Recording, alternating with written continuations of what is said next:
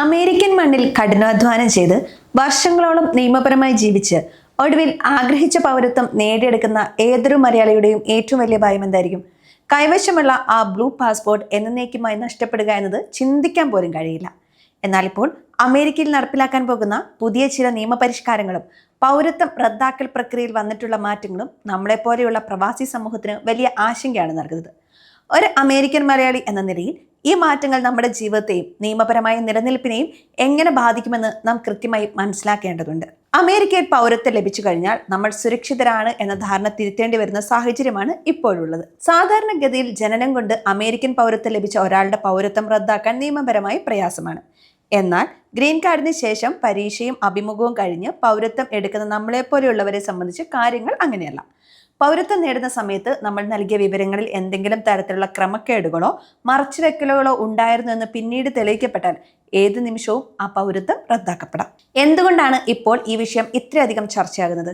സമീപകാലത്തായി American നീതിന്യായ വകുപ്പും immigration വിഭാഗവും പഴയകാല ഫയലുകൾ വീണ്ടും പരിശോധന എന്ന രീതി അവലംബിച്ചു വരികയാണ്.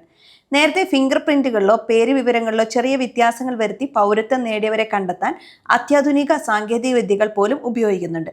ഒരു മലയാളി എന്ന നിലയിൽ നമ്മൾ ചിന്തിച്ചേക്കാം, 10-20 വർഷം മുൻപ് നടന്ന ചെറിയൊരു പിശക് ഇപ്പോൾ എങ്ങനെ ബാധിക്കുമെന്ന്. എന്നാൽ നിയമത്തിന് മുന്നിൽ കാലപ്പഴക്കം ഒരു തടസ്സമല്ല എന്നതാണ് യാഥാർത്ഥ്യം.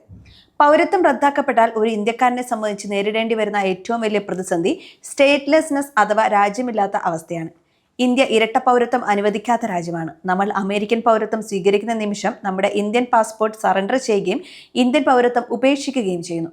പിന്നീട് നമുക്കുള്ളത് OCI കാർഡ് മാത്രമാണ്. ഇപ്പോൾ അമേരിക്കൻ പൗരത്വം റദ്ദാക്കപ്പെട്ടാൽ നമ്മൾ അമേരിക്കൻ പൗരനല്ലാതായി മാറുന്നു. അതേസമയം ഇന്ത്യ മുൻപേ തന്നെ നമ്മുടെ പൗരത്വം റദ്ദാക്കിയതുമാണ്. നിയമപരമായി നമ്മൾ ഒരു രാജ്യത്തും അംഗമല്ലാത്ത അവസ്ഥയിലേക്ക് മാറും. ഇത് സൃഷ്ടിക്കുന്ന നിയമക്കുരുക്കുകൾ ഭീകരമാണ്. ഇന്ത്യൻ നിയമം അനുസരിച്ച് OCI കാർഡ് ലഭിക്കണമെങ്കിൽ മറ്റൊരു രാജ്യത്തെ പൗരത്വം ഉണ്ടായിരിക്കണം. അമേരിക്കൻ പൗരത്വം നഷ്ടപ്പെടുന്നതോടെ OCI കാർഡ് കൈവശം വയ്ക്കാനുള്ള നിയമപരമായ അവകാശവും നമുക്ക് നഷ്ടമാകും. അതായത് അമേരിക്കയിൽ നിൽക്കാൻ അനുവാദമില്ലാത്ത, ഇന്ത്യയിലേക്ക് മടങ്ങിപ്പോവാൻ പൗരത്വമില്ലാത്ത ഒരു സാഹചര്യം. ഒരു വിദേശ രാജ്യത്ത് നമ്മൾ കെട്ടിപ്പടുത്ത ജീവിതം, സമ്പാദ്യം, കുടുംബം എന്നിവയെല്ലാം ഒറ്റ നിമിഷം കൊണ്ട് ഇല്ലാതാക്കാൻ ഇത് കാരണമാകും. നമ്മുടെ കമ്മ്യൂണിറ്റിയിൽ പലരും ചോദിക്കാറുള്ള ഒരു കാര്യമുണ്ട്, ഞാൻ മനഃപൂർവ്വം ഒരു തെറ്റും ചെയ്തിട്ടില്ലല്ലോ, പിന്നെ എന്തിനാണ് പേടിക്കുന്നതെന്ന്. ഇവിടെയാണ് നിയമത്തിന്റെ സാങ്കേതികത നാം മനസ്സിലാക്കേണ്ടത്.